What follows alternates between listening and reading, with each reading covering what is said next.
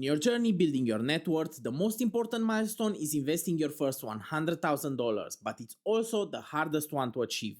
I've managed to get to that point in just 3 years after starting my investing journey, while other people my age didn't even consider that they need to invest. That huge lead eventually became a launchpad which enabled me to build a portfolio of over 30 private companies that I've invested in before the age of 27. Here's my list of 5 things that I believe that everyone should focus on a monthly basis while working towards investing their first $100,000. You know the drill, the last point is the most important one, so make sure that you watch until the end. Let's get started. The first item on the list is to learn something new daily and to get your hands onto as much data as possible. This is more like a two-parter, but getting data is essential for learning, so I'm putting them together. I've heard that data is the new gold or oil depending on the version, but that's especially true when it comes to investing, because investing is a power law game where even a slight advantage in your data or knowledge can make you millions. That's why investors will tend to spend a lot of money on knowledge in order to get that advantage. Just look at hedge funds that will hold large stakes into data-heavy businesses like payment processors. So if you also want to build an advantage for yourself, just like those big investors, aim to learn something new every single day and also hoard as much data as possible. The second point is to reduce your costs, but not just on a monthly basis, you should aim to do this every single day. If you aim to have money left over at the end of the month, that's an amazing start, but you can go even further than that by challenging yourself every single day to save as much money as possible. If you focus on saving money every single day, it will make it harder for you to fail your goals because you will always think twice about making a tiny purchase that can push you back.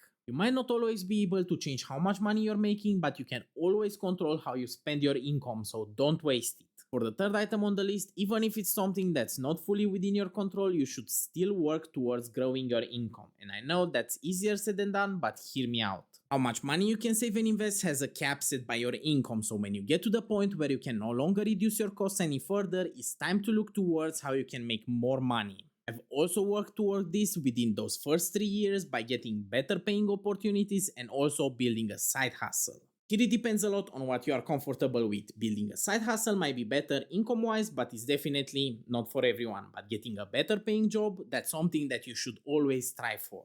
Especially if you stayed at your current job for the past 2 years, it might be time for a change and a bump in salary. The fourth item on the list is networking, and even though it might not sound like something important at first, it actually has a more significant impact on your progress the farther you are along on your journey. Your network is your net worth, and that's especially true at high levels. Connect with as many people as possible, start talking with them, and try to get into inner circles of investors, entrepreneurs, and other people that are making big moves. That's how you can get your hands on to more private data and knowledge and also have access to better investment deals or even job opportunities. Even if it's not something that will help you right away, you should still do it because networking is a game that compounds and it will eventually be in your advantage. The last item on the list and the most important one, something that I hope won't take you by surprise, is that you actually have to invest. But here I'm referring not just investing so you can reach that goal, but also to accelerate your growth. Keeping your money under the mattress until you have $100,000 and only investing it then will make it harder for you to get to your goals.